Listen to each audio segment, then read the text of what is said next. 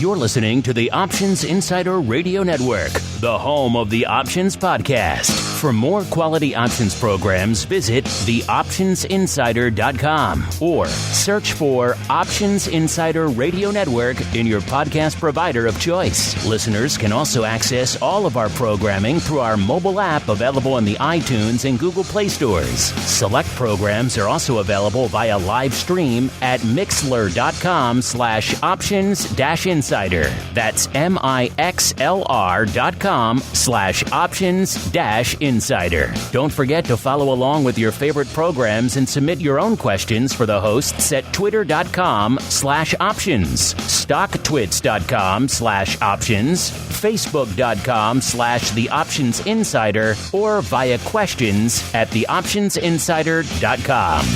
The Options Insider Radio Network is sponsored by Fidelity Investments. Fidelity's Option Trade Builder tool can help you confidently build an options trade in 3 simple steps. Just choose a strategy, select a contract, and then review the benefits and risks of the trade. Learn more about Option Trade Builder at fidelity.com/options. Options trading entails significant risk and is not appropriate for all investors. Certain complex option strategies carry additional risk. Before trading options, contact Fidelity Investments by calling 800-544-5115 to receive a copy of the characteristics and risks of standardized options. Fidelity Brokerage Services, LLC, member NYSE SIPC.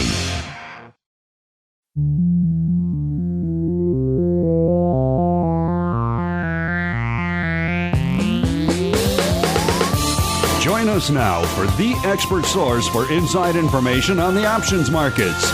It's time for Options Insider Radio with your host, Mark Longo.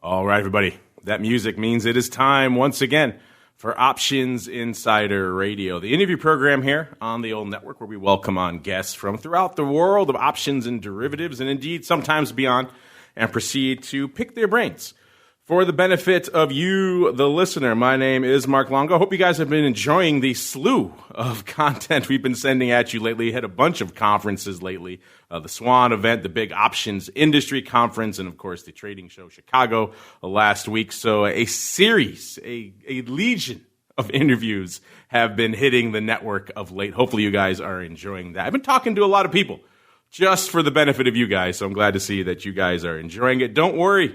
It is not done, not by a long shot. Next up on the network, he's a returning guest, even though he hasn't been on in a little while. He is Ian Rosen, the CEO of StockTwits. Ian, welcome back to the network. Thanks for having me. Well, Ian, it's been at least a year, maybe 2. I'll have to go back and dig into our records since the last time we caught up with you guys. A lot has happened since then. You guys have been up to a lot.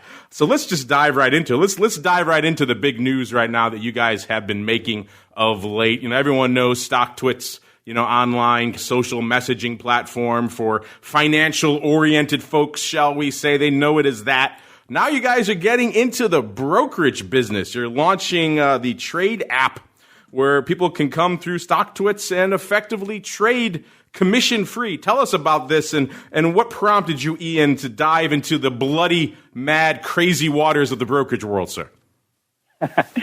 Well, yeah, that's a good way to describe it. But I think this is a logical step for our users. We've sat here for, I guess, a little bit over 10 years now as the largest social network for investing and trading. We have over 2 million members. We have significantly engaged members who spend almost an hour a day time on site. StockTwits people love to be on StockTwits, and they're on for 2 reasons. They're on because it's fun, and they're on to learn how to become better investors. And we've watched the actions that our community has taken over all of these years and how they learn about how to invest, whether it's stocks or options or ETFs or cryptos.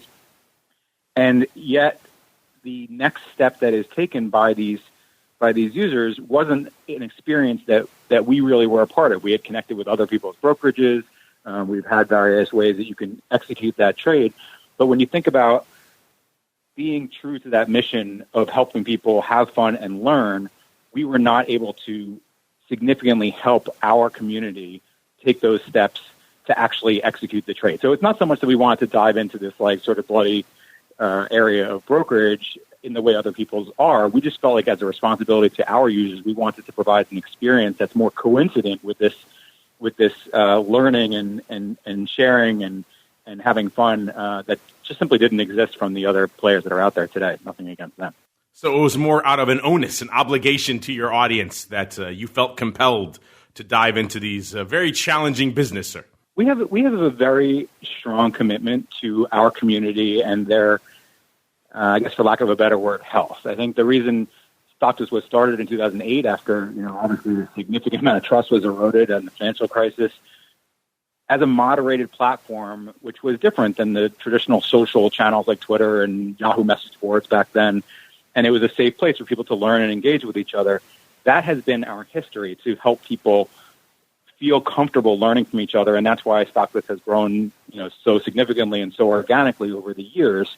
So there's a very big piece missing in the way we engage with our community, and that's what do they do when they actually take their own real money and do something with it. We are then all of a sudden not a part of that process, and we felt like we could do a better job for them than the other options that are out there to help extend this, what we believe is a very healthy experience, into that other area. So was it that you just felt maybe the community offerings were lacking on some of the big platforms? Or did you think maybe the big platforms were maybe taking advantage of their audience a bit, maybe upselling them on trading products that they didn't really know or fully understand? Was there something else? What is it that exactly you felt was missing of those big platforms that you guys could bring to the table? So both of those things, and I don't want to sort of be too specific about other platforms because I think everyone tries to do their best. But I do think that the models have changed and the interests of the consumer are not necessarily always at heart. And if you look back to when the discount brokers disrupted the full service brokers and all of a sudden you could make trades for $10, I mean, that was a huge value to the consumer because they could learn how to do these things themselves, and it was cheap and easy. And if you had the ability to buy and sell as a company, you could build all of your engagement tools around that. So like charting or content or research or all the different things that help you make that decision. But as the world has changed, the ability to buy and sell has become just one of many pieces of the investing workflow, whether it's learning I want to get started and figuring out what to do and doing the research and figuring out how to actually make that trade. And I think that both the community aspects in terms of how do I make decisions as a young person, as people coming into the industry now? The answer, whether it's for stocks or options or financial products or toasters or refrigerators or movies or anything, is I do that through a combination of social. I look at what other people are doing that are like me, and I listen to my friends, and I listen to peers or people that seem like peers and are in the same situation. And I look at discovery, like tell me what the smartest people are doing. Tell me what other people are doing. That process is very much ingrained in how we make decisions, and the traditional infrastructure of financial services hasn't really gotten there yet. And that's what StockTwits is exceptionally good at. So yes, I think the community aspect, bringing that into the transaction process is a natural fit and is going to benefit our users. And then a little bit more lightly, because like I said, I don't want to throw any companies under the bus. I think that the interests of the consumer are not always represented in the business models of all the firms that are out there today.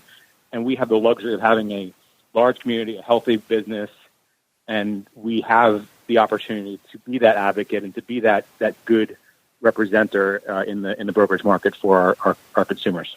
That's interesting. Let's talk about the business model then. First off, you're going the way that it seems to be the hot thing these days, a contentious thing, but a hot thing, which is, of course, no commissions, zero commissions. Why did you decide to go that route? It seems like that's kind of you almost, if you launch a brokerage firm these days, you kind of have to go that route, right? It seems like what all the cool kids are doing, Ian. It is table. I think it will become table stakes, and I think the reason that's true is because other companies who we all know have done a good job of saying, I want to remove all friction to helping people get started. I mean, I just want to make it as easy as can be to get involved in investing. And when you remove all friction, you get a lot of people that are willing to give something a try. But the thing that we feel has been missing from the space in that model is, okay, it's the equivalent of handing someone a free mountain bike and putting them on top of a mountain and saying, hey, this is a free mountain bike and you're on a mountain, so good luck, And then we think that there's the missing piece, which we want to fill in, and we will be filling in, is yes, it's free. Yes, it's friction free and it's easy and it's something that you can extend into very, very naturally from your StockTwits experience. But we also want to have an engaging, not necessarily just community-based, but community-based and sharing-based and mentoring-based and gamified approach to how do I learn how to do these things. That's the piece that's missing. How do I engage people? How do I teach people? How do they learn from each other? Free is I think table stakes, but free is not, it's I think necessary, but certainly not sufficient. And even though it's been a nice step forward to get people involved, it's just not enough. And I just want to clarify for our listeners who maybe are confused, because my first thought when I heard you guys were going down this path is that you were partnering with a certain BD, maybe someone was powering it behind the scenes and you guys were the front end. But that is not the case. You guys are creating a whole new subsidiary, ST Invest, and this is effectively your own StockTwits BD going forward. Is that correct? That's exactly right. In fact, at our office in New York, we now have two plates on the outside of the building. StockTwits and ST Invest. It's a separate company owned by StockTwits. Separate because as we went through the regulatory process, we wanted to be very careful about making sure that we don't mix or muddy waters, and frankly, that is required from a regulatory perspective. But yes, it's an entirely new brokerage that we created. I think to sort of answer the implied question, it was a significant effort, a significant expense, and the question is, why would we do that? And the answer to that is when we looked around at partnering, and some of it goes back to my answer to the last question, we just simply didn't see companies that were going to be willing to go down the road that we are going to go down in terms of engaging with our community in the way we want. We didn't want to just bolt on another broker to the side of StockTwits and say, oh, now we have our own, good luck, because we have a couple thousand people every single day that show up on the platform for the first time.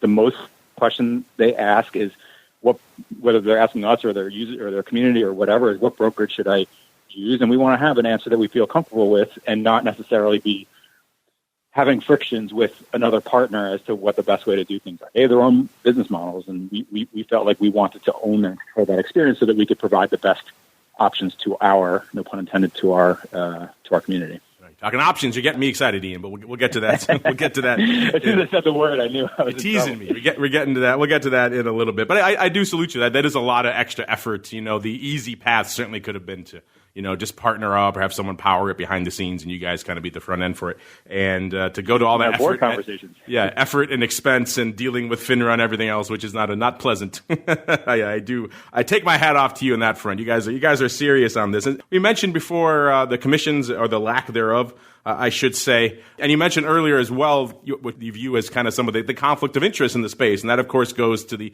other side of payment in the space, which is payment for order flow. The firms that they're not getting paid by the customers, they're getting paid by the firms, the HFTs and others, the market makers, to route orders to them. It's a very controversial practice. I just had Thomas Petterfee from Interactive Brokers on the network a few weeks ago. He's a very outspoken critic against it. IB is one of the few firms out there that doesn't take that payment. Most of the other big ones do, the TDs and the Schwabs and even the Robinhoods, even though they came out early on making it, and even their name kind of implies that they're this egalitarian, stick it to the big model type of venue. They take more payment than most. So it's a big thing. And a little birdie whispered in my shoulder, Ian, and I'm wondering if you could confirm this for me, that you guys are not going to be taking payment. Is that the case?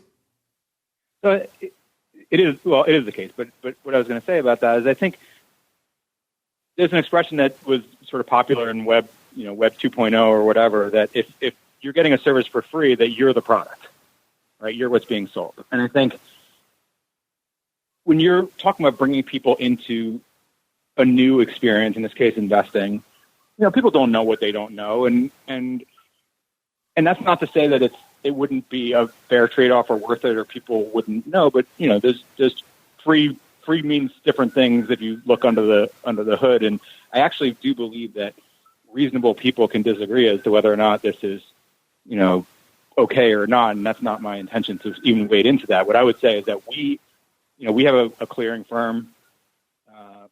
I'm sure order flow will be sold, but we do not want to participate in that monetization on behalf of our community. And we will, there will be nothing that StockTwits will gain from that. We'll either be returning it to our users or otherwise not taking it. We just simply don't want to be in that conversation. I mean, there was.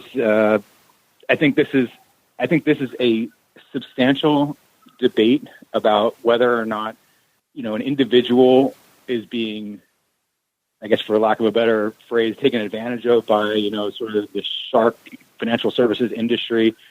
And we have, like I said, a healthy business. We bank on our own reputation of putting our community first, and we just simply don't want to have a part in that. I can certainly understand that. You're right. It is a very contentious practice, and reasonable people can and do disagree on it.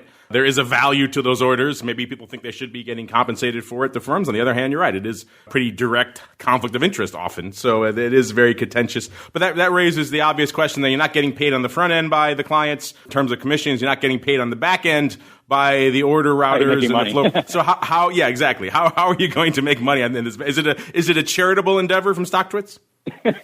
So yeah, this is our intention to announce that we're philanthropic. No, I'm just kidding. No, of course, we want to make money, but we're making money in an upfront way. We believe that as a community, we have a significant amount of content and insights and analytics and tools and tools both in terms of making decisions and also in terms of investing. And I think down the road there'll be more financial products that are not free, but the table stakes of equity trading. And in our case, actually fractional equity trading, which we think is a very big differentiator, would be at no cost to the consumer. But we do have a subscription model where there are other things that you can pay up for if you find that they're valuable, but you don't have to. Okay, so the base offering is going to be free, and that includes commissions, and I'm assuming maybe some basic level of research and charting and interaction, that sort of thing. And if you want added tiers, maybe better research, better charting, and maybe better market data, that sort of thing, those things will have added fees? Yeah, there are a variety of features and products and tools that can and will go into that. I think, I don't know how familiar you are because we haven't spoken in a while, but we launched something back in October called Rooms. So Rooms is the ability for community members to set up their own non-ticker-based experience. They can basically set up a room where other people can join, and it could be about anything they want. It could be about esports or Brexit or market memes or whatever. So that was a way for StockTwits to move to topic-based conversation. And one of the things that happened as part of that was we created a premium rooms feature where people can create a room and charge people to be a part of that, which is something that people have built their businesses on StockTwits for years and years. One thing that might go into our subscription model is certain premium rooms that can be helpful to for example, new users to get up, started, and running, and part of your subscription is access to this premium content or something like that. I think we're lucky that because we have a sort of a larger, healthy business, and we have a lot of content, and we have a lot of experience, and we have a lot of good mentors and people in the community that are willing to either give or sell their expertise, that we feel like we are better positioned to craft offerings, subscription or otherwise, to a community that they will find valuable. That's how we want to make money. We want to make money by helping people be better. That's the number one thing. When we surveyed our community over and over again, if we could do one thing right for you, that answer is almost always by orders of magnitude higher than anything else. Make me a better investor. Interesting. So I was going to ask about the rooms, but it sounds like you're not exactly folding those in. Those are a separate venture, obviously, but you're going to be adding similar functionality to the brokerage then. Yeah, we'll give the opportunity for some room owners to be a part of a bundled subscription package, and ultimately, we just want to create like a simple product. Hopefully, it could, I guess, potentially be over time set of products, but product that allows people to sort of level up their experience. Like I'm going to come in. I'm going to join for free. I'm going to put some money in. I'm going to learn from people around me in the community. I'm going to take my first baby steps of buying $50 worth of an Amazon share or something like that. But now I need more, and obviously that more is not something that is comes for free for us either. So that is where we feel like we can benefit our community, but also the company. I'm curious because we're in a similar space here in the options world where we're kind of agnostic of different brokerage and partners. We talk with all of them, we work with all of them in different capacities. Our reach kind of spans the full options space. We don't have one preferred provider or anything like that. So that's kind of how we've built our model. We're the Switzerland, pretty much, of the space, for lack of a better term. And you guys have filled a similar role in the financial space for a while. StockTwits has kind of been a very mostly broker agnostic platform. You don't really champion particular platforms. People can come in, they can do their research, they could share their ideas, and you're not espousing any particular provider. Now that you guys are entering the brokerage fray, that's going to change. You're going to want, I assume, to route people to the TradeApp as opposed to a TD or a Schwab or that sort of thing. So does that concern you at all, that maybe now that you're a competitor in many ways, that maybe muddying the waters of some of your existing relationships? The big brokers out there are some of the big players in terms of advertising and supporting events and providing content and things like that. Does that concern you at all, that maybe this will drive a little bit of a wedge between you and some of the big players out there in the financial space? This is a question that has come up comes up all the time, and it's not one that is really a big concern for me, and I'll tell you for a few reasons. First of all, we never were pushing or routing anyone to any particular broker anyway. To your point, we were agnostic, and now we have an offering in the space, but which we think is very good. We think it's the best option, but there's nothing about StockTwits that would prevent you from, we don't anticipate that most people in our community are going to be using our brokers. Some of them will, hopefully a lot of them, but certainly there are a lot of other brokers out there, and people will use them, and it's still part of StockTwits. In terms of our relationships with the brokerages themselves, the example I gave to somebody recently was, if I go onto Amazon, there are a whole lot of products from if I'm going to buy batteries, for example, the Energizer batteries, and there are Duracell batteries, and then there's Amazon Basics, and I can choose to take Amazon Basics, and Amazon will sell those to me. And I'm sure Energizer and Duracell, maybe if they had a choice, they would not have those Amazon Basics, but ultimately the best product is the best product, and it might be the best product for a particular purpose or a particular user. And if I'm in the brokerage space, I think you may know that my background prior to StockTwits and founding my own company was at MarketWatch. So at MarketWatch, every single brokerage was advertising and sponsoring alongside of their competitors, and the reason they do that is because it's still a good channel, it's still a good place to reach the community they're trying to draw customers from. And I have no interest in, hurting or handicapping anyone's ability to get customers. If it's the right choice for them, they can. I hope they will stay with us for all of those things you mentioned, like advertising and sponsorship and things like that. But I guess we'll see. It's not something that would dramatically impact our business. You're not reliant then on sponsorship revenue from brokerage firms to keep the lights on over there at StockTwits. To be honest, if that had been the case, then we're almost more conflicted, right? Then we would have been all these years kind of a channel to funnel people into E-Trade or TDA, and that's not the case. Your earlier point about, or your earlier point reacting to my point that we're about our community. If we had those deep relationships that were so important that we can't live without them, then that would have been a deeper concern. We have many advertisers. We have lots of different ways that we, monetize our platform, and this is another one. And I think it's the Amazon Basics for a certain kind of user. But I'll be honest, if you are an experienced trader that has been on our platform for 10 years and has been, makes a living at this, then, I don't know if the TradeApp's going to be the best option for you right out of the gate. You're probably going to be at a E-Trade or a TDA, and that's appropriate. Well, let's talk about the offering then. I know you're going to go live. I believe the plan is sometime this summer with equities, right? That's the launch plan? That's right, equities and fractional equities. And then I have to ask, because it's in the name. Any plans for options down the road? Yeah, so of course. I mean, I would say about 15, maybe 18% of our traffic, just in terms of messages and things like that on the platform today, have to do with option strategies.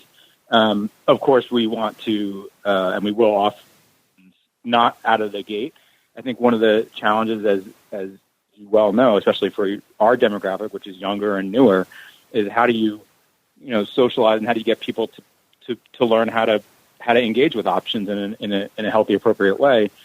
We have a lot of people that, in many cases, are for the first time learning how to buy a stock. Now, we have a lot of people that have been, trading for years and years and years, and those people will be clamoring at us for options and other products.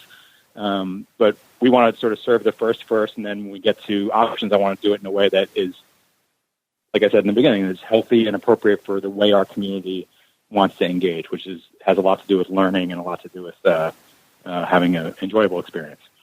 You're right. There is a lot of heavy lifting that goes into the options experience. Those options traders are a pesky bunch. They're very demanding. They want all the bells and whistles. They want them right now. And if you don't have them, they will be upset with you. Take it from me. That's right. We don't want to have a bad product. We want to have the right product. And I think it was actually at your conference last year, and I was on a panel, and the panel was, I think, if I remember correctly, titled something about like millennials and options, which is already like a tough, it's a tough title, because, okay, these are people that for the most part are in many cases just getting started investing at all. So millennials and options, what does that mean? And I think one of the comments that came out on the panel was, young people like options because they're cheap. That was what somebody said, right? And that's concerning, right? Because it's not just because you can buy something for $5. That has nothing to do with whether it's the right investment strategy for you. That's one of the reasons why we're launching with fractional equity, so you can buy $5 worth of a stock instead of having to be like, I'm going to get involved with a product that I don't necessarily yet understand. It's for those reasons that we want to make sure that we create the right learning experience and social experience around options before we come out of the gate. And the other hot thing you have to offer these days, if you want to be on the bleeding edge, you want to attract all those young millennials in terms of what they want to see on the platform. They want crypto, right? So, you guys, any plans for that in the future too? Not out of the gate, but certainly it is something that we're thinking a lot about. I mean, but I think, again, the reason people like crypto, the reason our audience likes crypto is, first of all, you can buy in dollar denominations, right? And you can buy $10 worth and $50 worth, which, we think is solved in a better way by fractional, although that's not to say that equities and cryptos are interchangeable, because certainly they're not. But that's one. It's not. It's trades 24/7, and it's not handed down by the institutional mountaintop. So for those reasons, crypto, and it's new. It's something that anyone can like. There are new ways of understanding crypto trading and analytics and development coming out every day. So it's easier to sort of learn and become an expert, and to learn as everyone else is learning. For that reason, cryptos are something that is going to make sense for us. But again, it's not an out of the gate thing. So just to recap then, sometime this summer, we expect TradeApp to go live with commission-free, cash equities and the micro offering. That's the plan? That's right. Well, there you go, listeners. By micro, you mean fractional? Yeah, fractional. That's what I mean. I've got micro on the brain, all the micro products launching recently.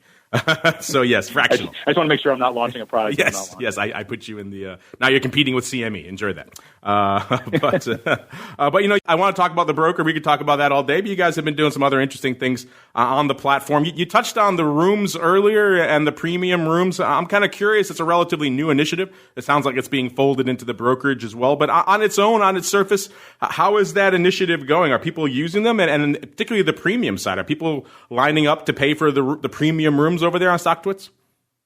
Yeah, so one of my regrets actually is naming them the same, because they're really totally different products, right? So if your listeners are familiar with Reddit, Reddit has a lot of topics, and then anyone can set up a subreddit, and you become the moderator of that subreddit.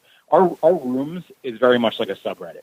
And on day one, literally day one, we had thousands of people setting up rooms. I mean, just like jumping on this name or that name and creating their own experience around whether it's fintech or esports or marijuana or day trading or whatever it was. And as you might, I think we have like 7,000 or 8,000 rooms at this point. But as you would imagine, there's like sort of a long tail of things that people set up and never go back to it. And there's some in the beginning that become sort of highly engaged and become big places for people to interact with each other around something that hasn't been possible before, because StockTwits historically has been so ticker focused that you can't really talk about investing topics that weren't around a ticker, which is very difficult. So that the biggest thing that happened with Brokerage was allowing people to be able to set up their own little worlds and around whatever interests them, and let the community sort out what's good and bad on their own, without any involvement from us, which you can imagine was a little bit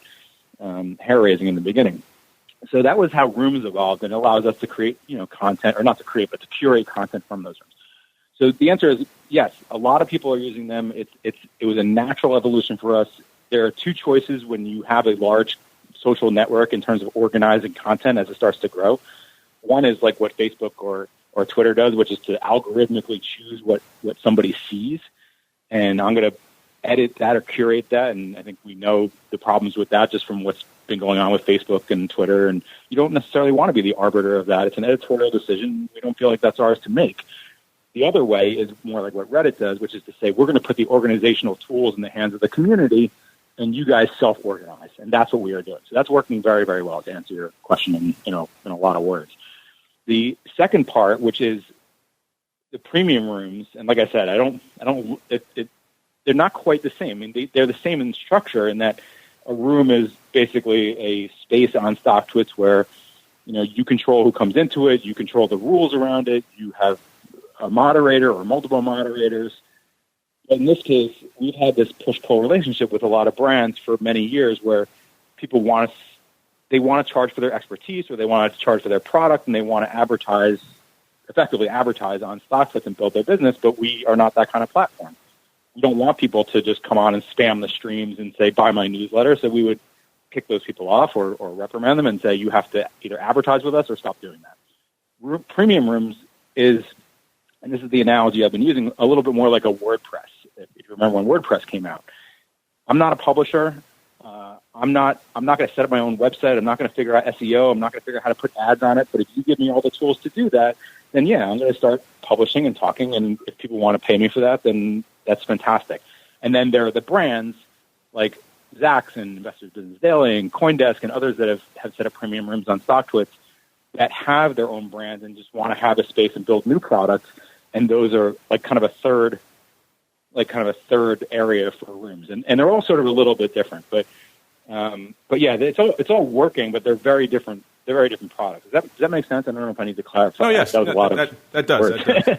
And we've been watching it from afar. We haven't leapt into the rooms fray yet, but we've been keeping an eye on it kind of from a distance. I was just saying, my hope and what we were starting to see is that just members of the community who consider themselves experts and have a lot of people listen to them just decide to set up a room and share that expertise. And there are people who are making significant revenue who are they're just people that have been on StockTwits forever that decided to have a premium room and to share or hold back some of their expertise or share some of their expertise for a price, and people are joining. And we think that's a great use of the community. These are people learning from each other, and you should be compensated if you have an expertise and you want to put that work in. And that's one of those ancillary revenue streams you were talking about earlier. You guys obviously take a piece, 20-30% of the room revenue. Is that how it works? That's how it works, yeah. Well, you also made some other interesting changes to the platform recently. We noticed it because we use StockTwits, easy for me to say, all the time here to share a lot of our tweets throughout the day, is that you substantially raised the character limit. It was, I think, 250, the old, or even less. I think it was the old Twitter limit of 140. And then you've shot it up to 1,000, I believe now. What was behind that change? Okay. So, yeah, so we've been thinking about this for a while, even before Twitter went to 240. And, there was always this idea that, even with Twitter, that, look, the character limit kind of forces you to be succinct and to put your idea into a little package, and that's kind of what the product is. And we stuck with that for a while. Once Twitter actually went to 240, we had some sort of logistical issues because sometimes people will cross-post and things would get cut off and things like that. We have encountered that ourselves, yes. We use it to cross-post quite a bit, and it was a point of contention for our team. So they're all thanking you right now remotely that you increased your... I'm glad. In fact, that was probably one of the top questions I would get asked. When are you going to go to 240? When are you going to go to 240? And the reason that we weren't doing that was because we wanted to really dig deep into how do people actually want to use StockTwits as opposed to Twitter. I mean, they're different platforms with different everything, right? Totally different ontology. And we know that there are some concepts and ideas that just take a little bit more space to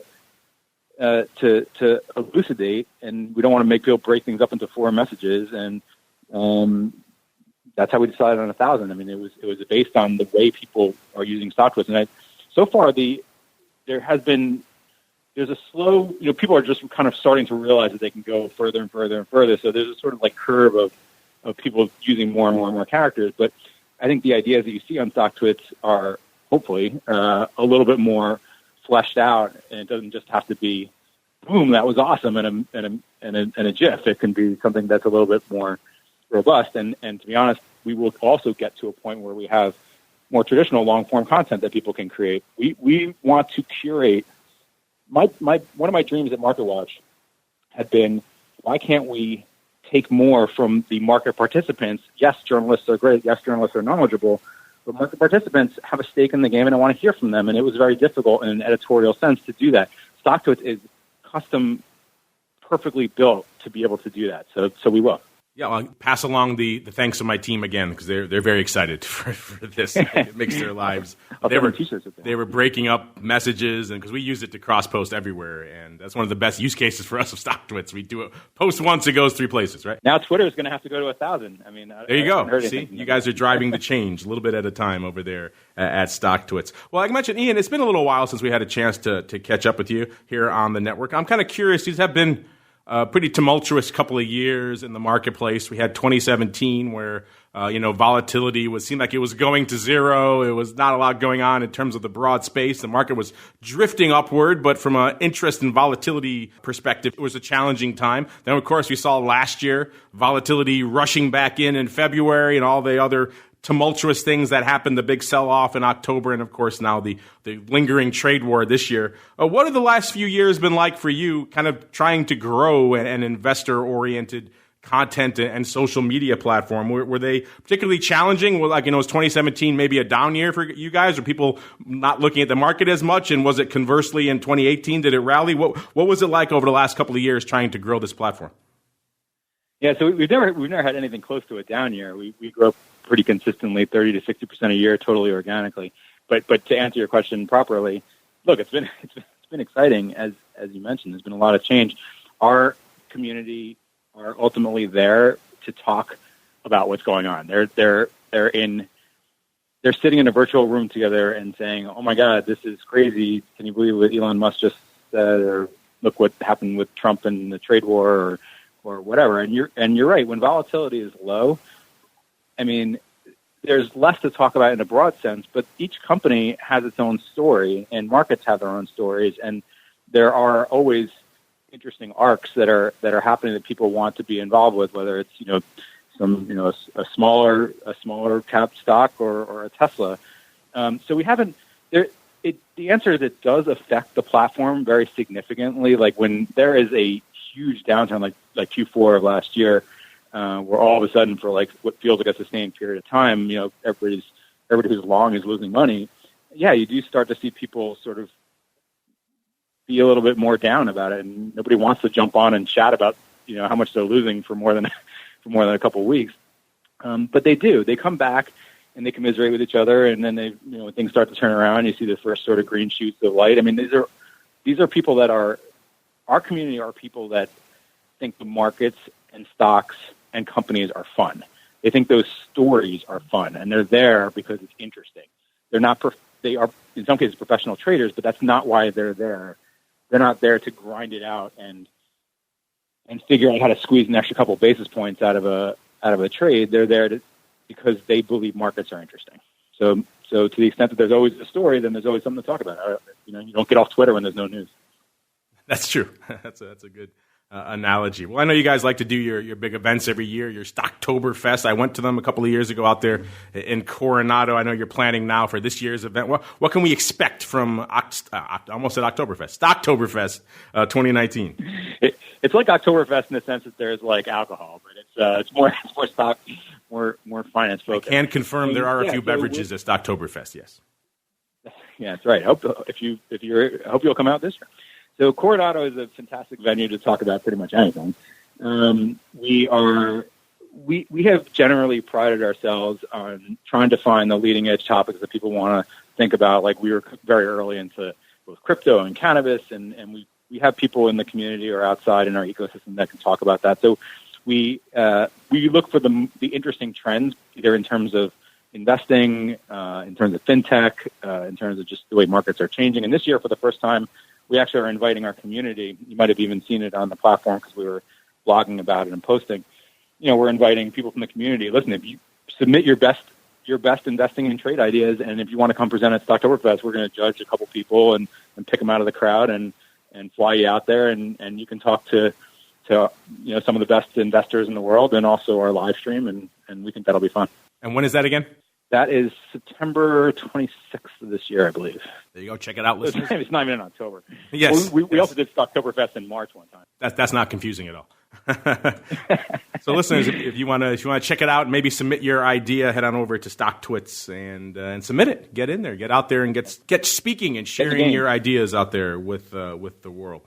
Well, Ian, this has been a fascinating journey through all the things going on. And there's quite a few things going on in the world of StockTwits. Of course, we touched on the forthcoming broker. It should be going live, the TradeApp, sometime this summer, hopefully with equities and fractional equities, not micros, fractional equities. And then hopefully sometime in the near future with cryptos and options and all that other good stuff. Talked about expanding the character limit, the premium rooms and the other features there, and even StockToberfest. But that said, Ian, if maybe we left something out, you think, hey, I should have brought that up. Or maybe you want to leave our audience with even more hints and teases what they can expect from you guys. Now is the time, sir. The floor is yours. I just encourage everyone to sign up for the TradeApp and get on the wait list. And when we have it out there, I promise it's going to be an excellent experience for everybody. It's going to be fun. There you go. Head on over to StockTwits. You can see the banners everywhere. It's kind of hard to miss. Right at the top of the page there, TradeApp. Click the button, sign up for it, and you too can experience it when it goes live. Well, Ian, it was great getting you back on here to catch up on all the latest things going on in the world of StockTwits, and we'll definitely have an eye on TradeApp when it launches here in a few months, sir. Thank you, Mark. I appreciate the time, and I appreciate the chance to talk to your listeners. You're listening to the Options Insider Radio Network, the home of the Options Podcast. For more quality options programs, visit theoptionsinsider.com or search for Options Insider Radio Network in your podcast provider of choice. Listeners can also access all of our programming through our mobile app available in the iTunes and Google Play stores. Select programs are also available via live stream at mixlr.com/options-insider. That's mixlr.com/options-insider. Don't forget to follow along with your favorite programs and submit your own questions for the hosts at twitter.com/options, stocktwits.com/options, facebook.com/theoptionsinsider, or via questions at theoptionsinsider.com.